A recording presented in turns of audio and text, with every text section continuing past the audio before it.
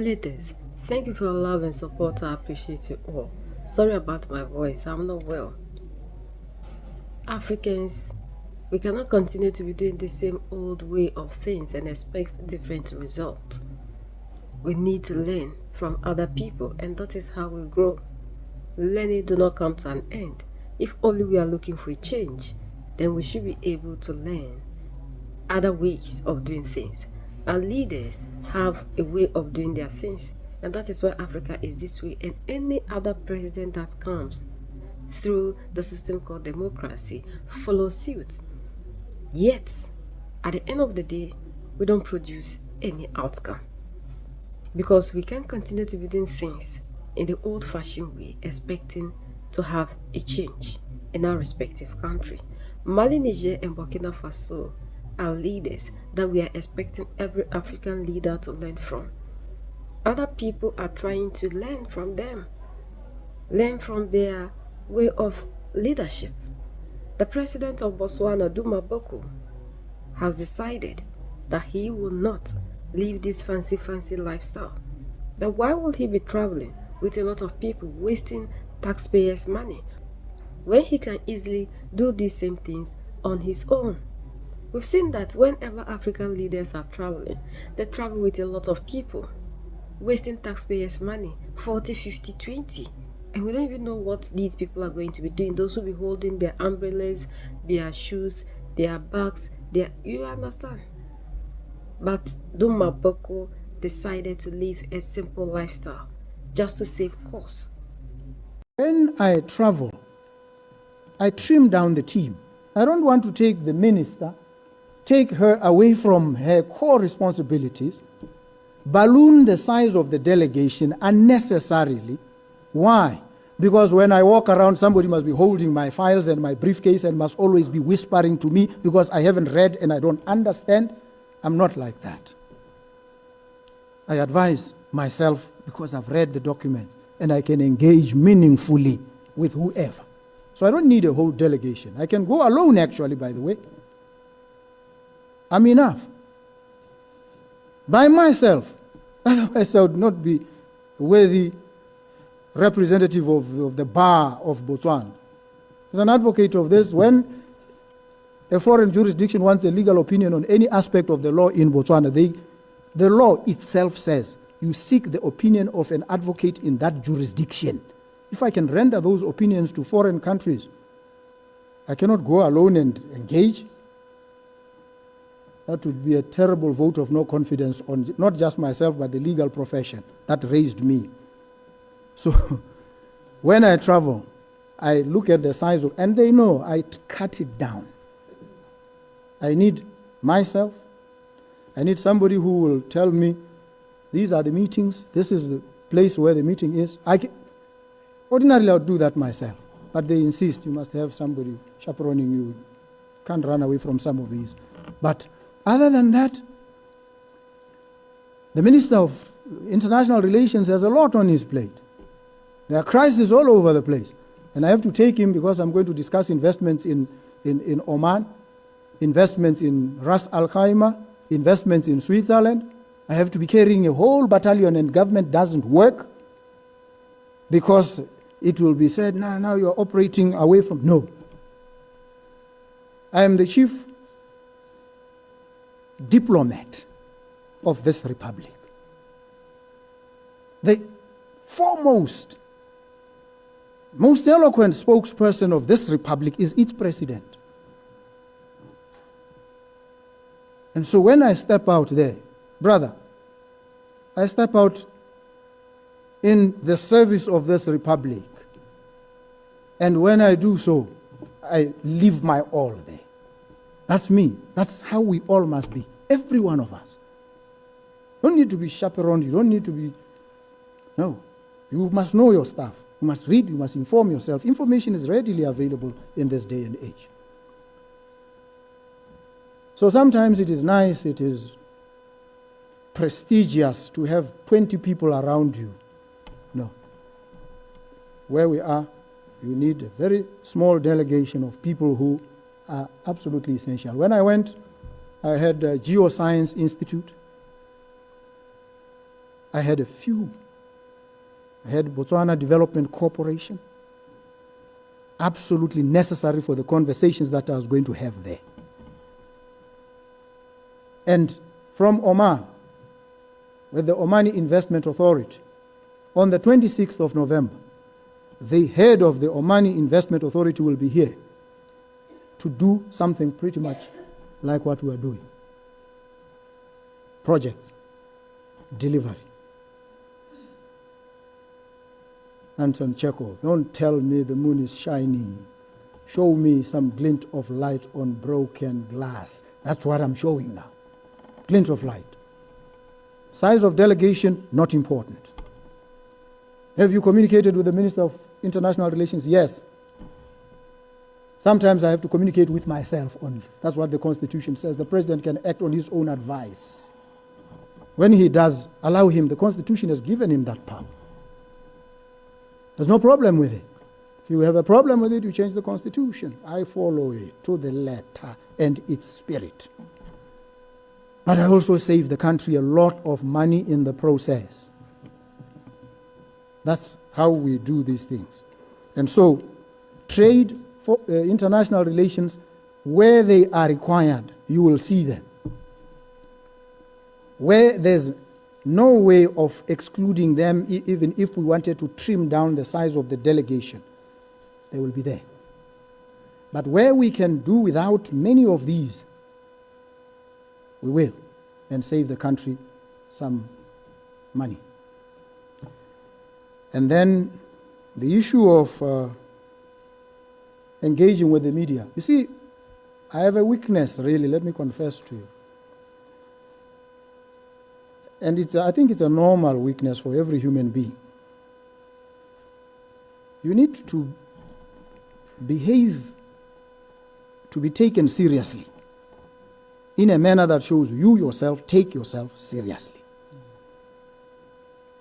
You see, if all that you are writing is negativity, it is uninformed, it is speculative fabrications, divorced, destitute of even the slightest ounce of truth,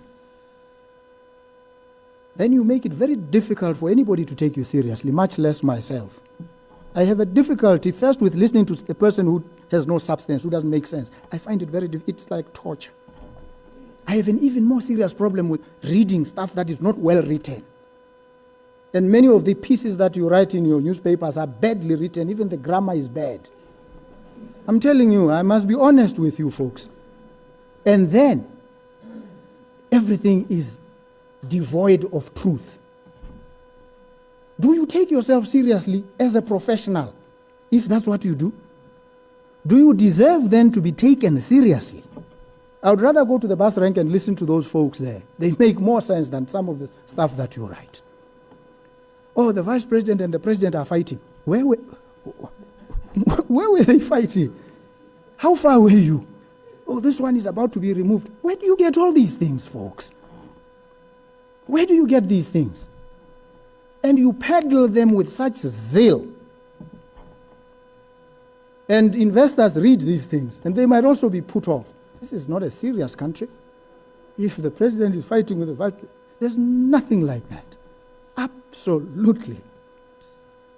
So, all I ask of you is to be taken seriously, and I'm dying, I'm yearning to take you seriously. I want to engage with you folks, but make it worth my while. I have so much to do. As I said, people are catching hell. I can't be spending time talking to people who are bereft of even the most basic understanding of issues. No, that is not something that I'm willing to do. But if you come and you probe, you engage, you admonish, I'm happy. I love these engagements. I'll make time even in the middle of the night for you if that's how you operate. But make it justifiable. That's all I ask, and I'm sure that's all everybody asks. And that is why the discourse now on social media, you see the level of pedestrianism, all the speculations, that's so pathetic. and much of it actually defamatory. That you ask, why are we wasting our time on this? Let's focus on serious issues. So the press, I'm urging you to be more serious, robust. And these days, information is readily available. There's nothing to hide. Don't just write and speculate. Check. What is the data? And it's available. We will avail it to you. You want to know where the president was? I'll tell you. Who I met, I might tell you. Provided you will not go and behind the scenes and go and insult the people, which is what you try and do most of the time. So the negativity is, the toxicity is actually off-putting. So I urge you humbly, please inform yourselves, establish the facts. Facts. Facts. Understand the space that you are writing about, and then write. That's it. So, the press is free. Sometimes we keep things from you because you might just tell the wrong people and sabotage the efforts. We are competing with others in this space of investment. Sometimes we go stealthily, cut a deal, announce it publicly so that we commit those we've cut it with, and others can see. And you know what that does actually? I have realized. Others come running. Say, oh, okay, the Qataris are coming. The Omanis are here. This massive consortium, there must be something in that country. It helps. Who are the beneficiaries? The country. This is what it's about. And that's how these things work, Baharun. So thank you very, very much for the engagement. And the requirement is that we must always be informed on any subject, whether it's diamonds, it's rooftop this, it's that, everything. We must always be fully informed around the clock. That applies to you too, not just to me. So when I spend sleepless nights informing myself, I expect you to do the same, so that when we engage, we are almost on the same wavelength.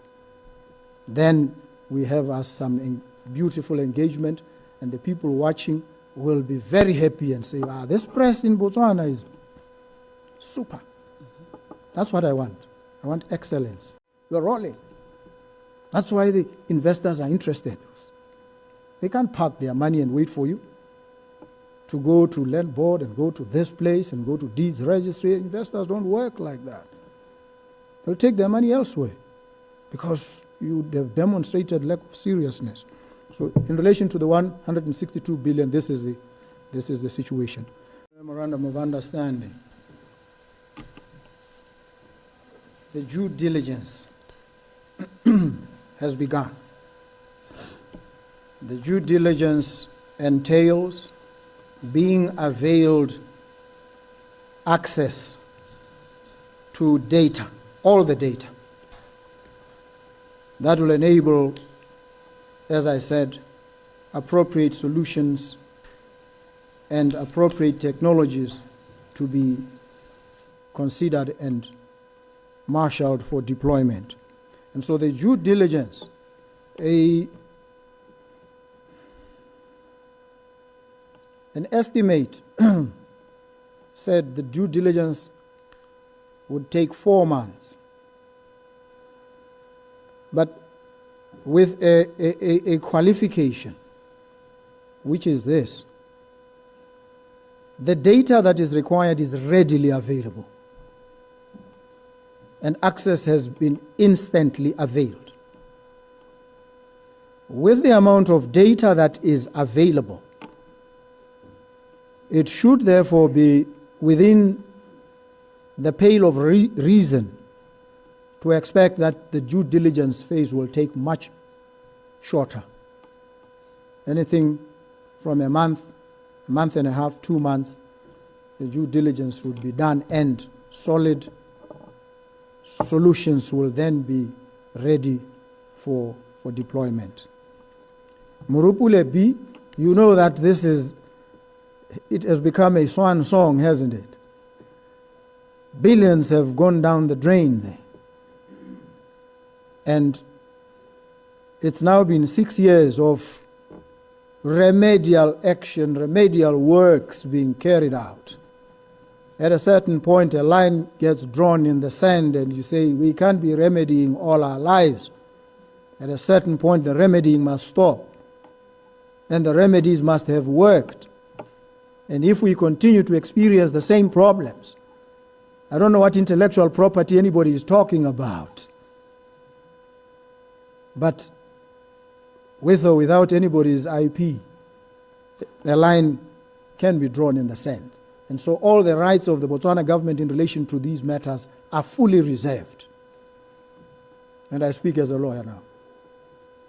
Put aside the presidential garb, take my gladiatorial garb and say, at a certain point we put an end and we take action, some of it drastic, in defense of the interests of the country. So there shouldn't be any problem in relation to that. BTV, Bearer Rooftop Program. Solutions in relation to the provision of power. And the statistics say access is about 76% of the country. So we have a 24% of the population that has absolutely no access. And so this rooftop approach in power generation was to address in the main that bracket that has absolutely no access. And you deploy solutions that are appropriately tailored for them. And so there is a multiplicity of approaches here. One is the permission of microgrids, which will service certain localities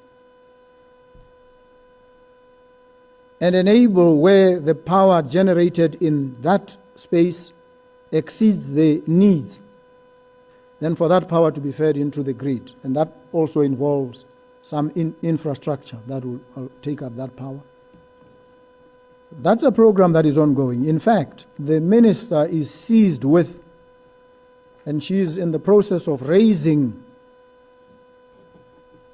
participants by way of availing financial resources. These are the things that we need to be learning from ourselves in order to cause the change that we are looking for in Africa. Things will not happen when we continue to do things that will not bring any good result to us. Mali, Niger, and Burkina Faso, Captain Ibrahim Traoré, Simigbita Abdurrahmane Tchiani are two generals. Do not even live here, if not Russia. But these our leaders are always everywhere. And whenever they are leaving, they travel with a lot of people. Why do we have ambassadors? Why do we have ambassadors? Like the president, ex-president of Tanzania, John Magufuli, when he was the president, said, why does he have ambassadors to other nations? And he still needs to travel along with a lot of people to go to these places to be doing what? Whatever that needs to be done, the ambassadors need to take care of this. So, these are the kind of leadership we want in Africa. Living a simple lifestyle to save their money. Because these people will go and be staying in fancy hotels. Look at the amount of money they'll be paying in other foreign currencies. And at the end of the day, they're the same people who will come back here and tell us they don't have this, they don't have that. And with this luxury lifestyle they go to live there, at the end of the day, they will still go and borrow. And when they bring the money, they share it among themselves. Let's continue to learn from ourselves. If Mali, Niger, and Burkina Faso are doing things and we think that they are right, we need to emulate. And until we have our way of doing things, we'll never progress. Africans' unity is very important. and we need to come together as a people. That is why Captain Ibrahim Traore is advocating for a model that will suit the African problem. And until we do that, Africa we cannot continue to move forward. We'll continue to be backwards. And that is what we need to fight against. Let's unite. Look at when William Ruto was visiting Joe Biden. He rented over millions of jets to go and just visit another head of state. And we are excited. And these are the same people that their citizens are suffering in their respective countries, and they are claiming there's no money. But when it comes to politicians, they always have the means. The money is always available for them to live the kind of lifestyle they want. But when it comes to using the money to solve the problems of the ordinary people, as they always call us after we give them power, there's no money. So if you are not able to break free from that system and you continue to live in that system, you can never cause a change. And this is what is a problem of Africa. And that is why we are always calling for our unity. Because if we don't unite, we can never defeat these people. We've seen how they are trying to mess up Mali, Niger, and Burkina Faso, just simply because they are no longer having access to the resources that are in Mali, Niger, and Burkina Faso. And it is you and I that need to rise up to fight against this that these people are doing to us as Africans. We are the only ones that can set ourselves free. United we stand, divided we fall, and united we keep standing forever and ever. The greatest enemy of the African is mental slavery. So let's decolonize ourselves from mental slavery. Let's keep sharing to educate our brothers and sisters. Together we make African great for ourselves and the next generations that are going to come. So that's the latest around the world in Africa, Southern Africa, and in Botswana.